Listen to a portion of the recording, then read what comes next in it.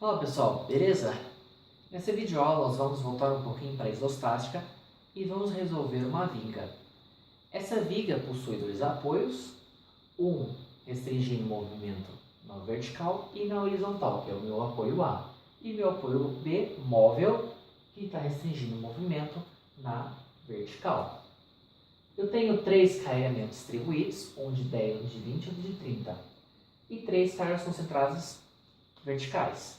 Além disso, eu tenho três cargas horizontais concentradas, de 30, 10 e 20. Com relação às reações de apoio, a convenção que você utiliza é a que você quiser. Essa convenção aqui é para os esforços internos, é para quando você for traçar o teu diagrama de esforço, de cortante normal e de momento fletor.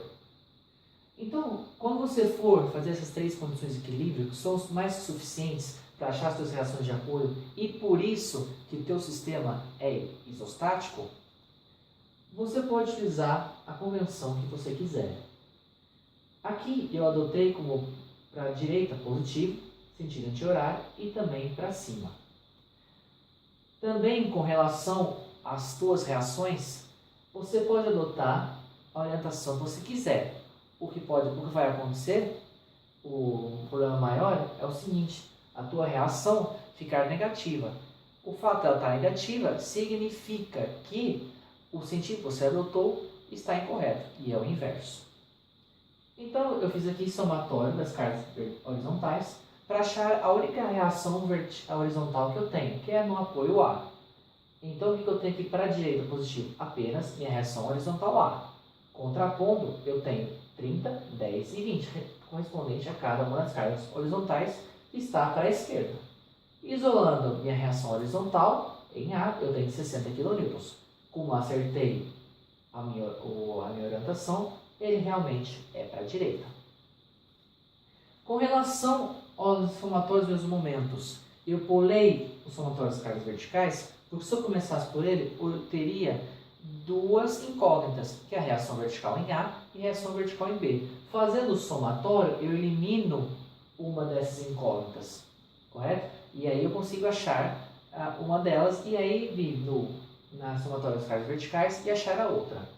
Quando você faz esse somatório em ponto A, você elimina todas as cargas que tem e cujo vetor de força passa pelo ponto A. Portanto, todas as suas cargas horizontais, a tua carga aqui também horizontal em A, e nesse caso aqui, como você está fazendo somatório no ponto A, a tua reação vertical em A, todas elas não provocam momento em torno do ponto A. Então o que eu tenho aqui? 3 RDB, que nada mais é a carga RDB multiplicado pela distância dessa carga B até o ponto A, 3 metros. Que está atuando no sentido anti-horário, que como eu adotei para positivo, ele é positivo. Além disso, o que eu tenho também atuando, provocando um momento no sentido anti-horário?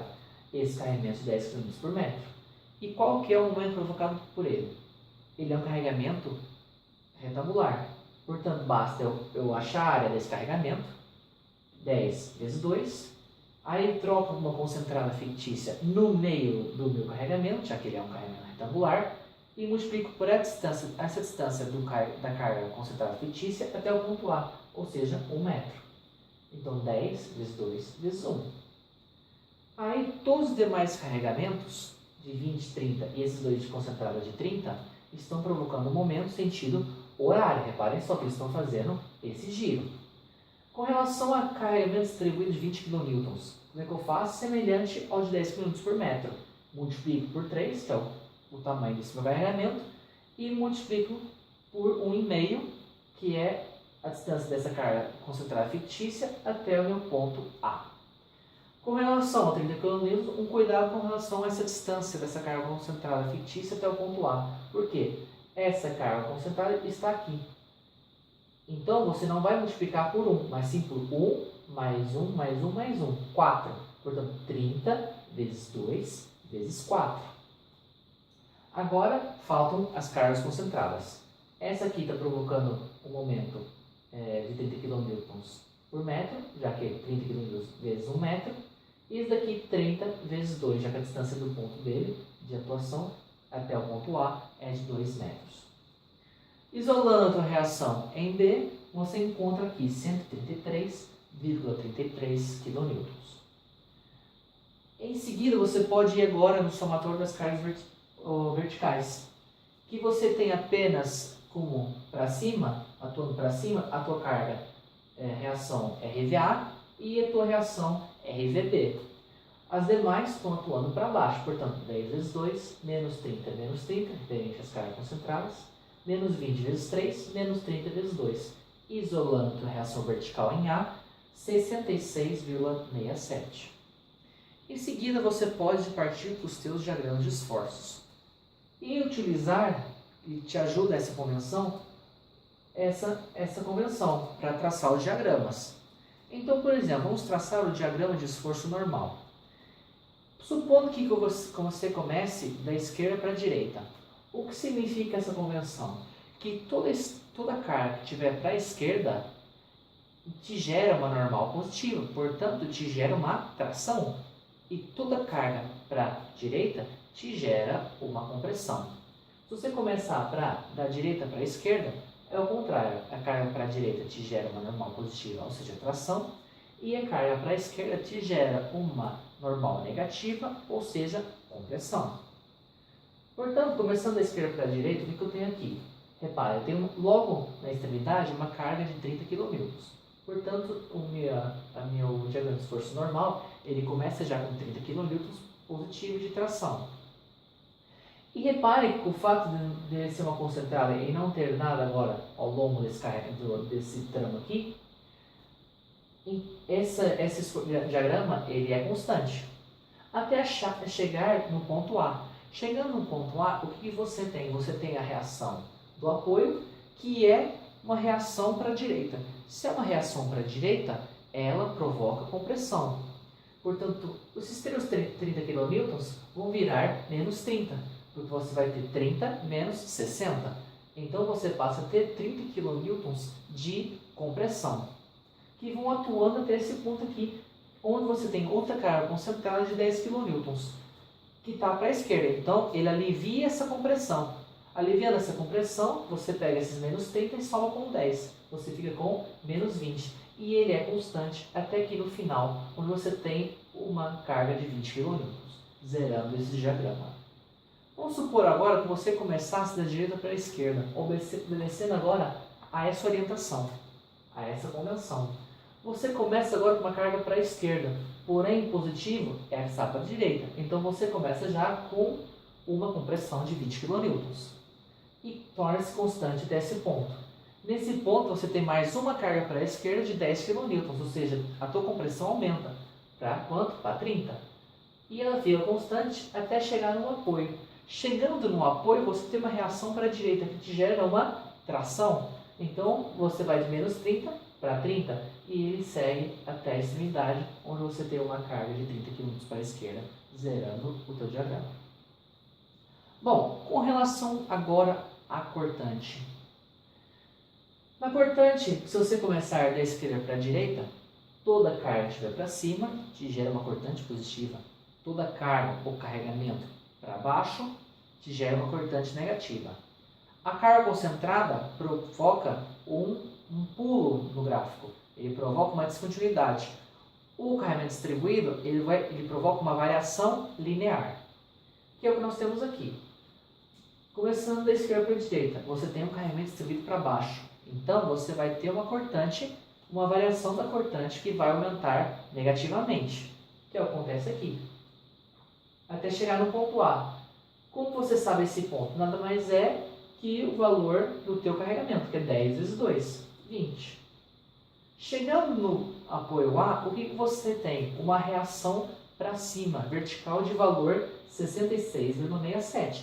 Portanto, essa cortante negativa, você vai somar 66,67 e você vai ficar com 46,67. Reparem aqui, eu tenho uma descontinuidade no meu gráfico de cortante. Em seguida, aqui você tem o início do carregamento. Então, o teu cortante continua agora variando linearmente, porém com uma inclinação maior, já que essa inclinação, esse carregamento é de 10 e esse carregamento é de 20. Portanto, a tua inclinação dobra, né? E onde acontece a descontinuidade? Bom, aqui onde você tem uma carga concentrada. Portanto, vamos calcular aqui qual que é a tua cortante nesse ponto. Nada mais é que a cortante que você já tinha aqui, 46,67, que diminui linearmente e ela diminui 20 metros, 20 kN, que é 20 km por metro, vezes 1. Então ela chega com 26,67. Então no ponto 3 da tua viga, ela chega com 26,67 kN de cortante positiva. E aí você tem a carga concentrada. Essa carga concentrada, ela vai provocar uma cortante negativa. Então esse 26,67 você tira 30, ficando com uma cortante negativa. Essa variação continua com a mesma inclinação dessa daqui, mais 20 kN, que é o carregamento, vezes esse pedaço aqui, chegando em 23,33 negativo. E novamente, ela diminui mais ainda a tua cortante devido a essa carga para baixo de 30 kN, chegando a 53,33. E continua com a mesma inclinação até chegar a 73,33. Chegando na reação em B, o que acontece? Você tem uma reação para cima, ou seja, te vai gerar uma cortante positiva, vai somar uma cortante.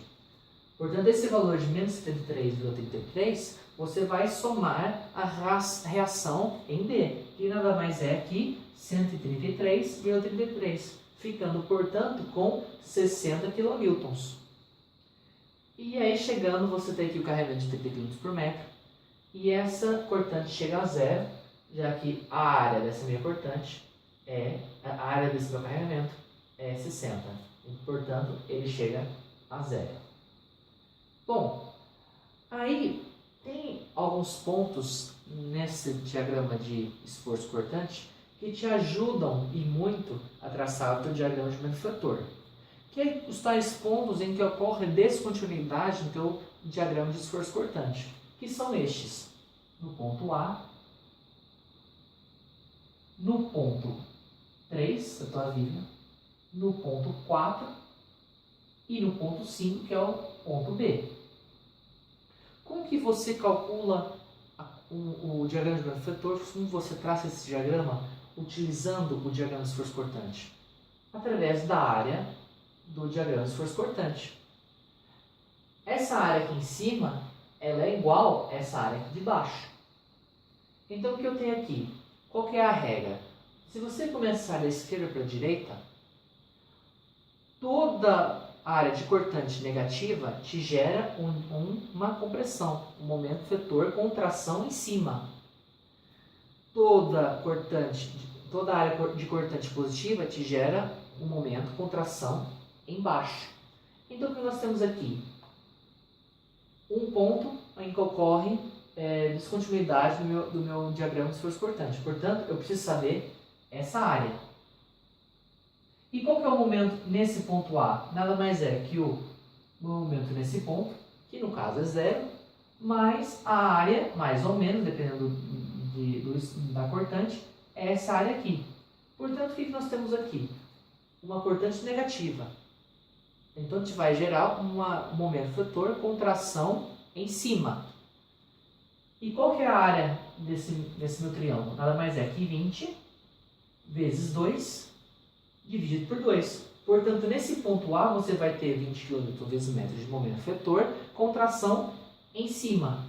E o comportamento desse meu diagrama é de segundo grau, uma parábola. Por quê? Porque a tua cortante tem uma variação linear, portanto, o teu momento fletor tem uma função no segundo grau. Em seguida, o que acontece? Portanto, você tem aqui o momento no ponto A, nada mais é que menos, já que é um esforço cortante negativo, 20 vezes 2 dividido por 2, que é igual a menos 20. Onde agora você tem descontinuidade? Aqui nesse ponto. Então, qual que é o momento nesse ponto? Vou chamar de ponto 3. É o momento que você tem em A, mais a área dessa cortante aqui. Qual que é a área dessa cortante aqui? 46,67 mais 26,67 divide por 2, ou seja, é um trapézio, base maior mais base menor, vezes a altura, que é 1, dividido por 2. Esse momento tem um valor de 16,67, que é esse valor aqui.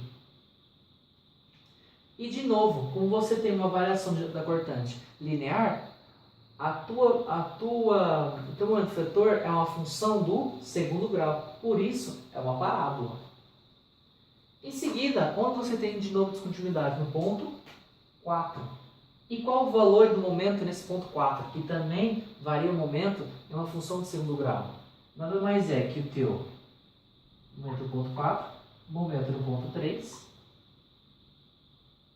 Agora, nesse caso, menos, já que eu tenho uma cortante negativa, eu tenho que fazer a área dessa cortante. E a área dessa cortante nada mais é que base maior mais base menor, vezes a altura, que é 1, dividido por 2. Fazendo isso aqui, eu encontro 3,34 km vezes metro, que é nesse ponto aqui. Em seguida, onde que eu tenho descontinuidade? No ponto B. No ponto B, qual que é o momento do ponto B? Nada mais é que o momento que eu já tinha aqui no ponto 4, ou seja, 3,34, menos a área dessa cortante. Então, como que fica o meu momento no ponto B? 3,34 menos 73,33 mais 53,33 por 2, já que a altura é 1.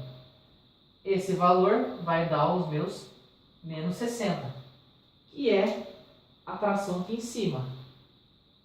E ele vem também com uma parábola, uma função de segundo grau.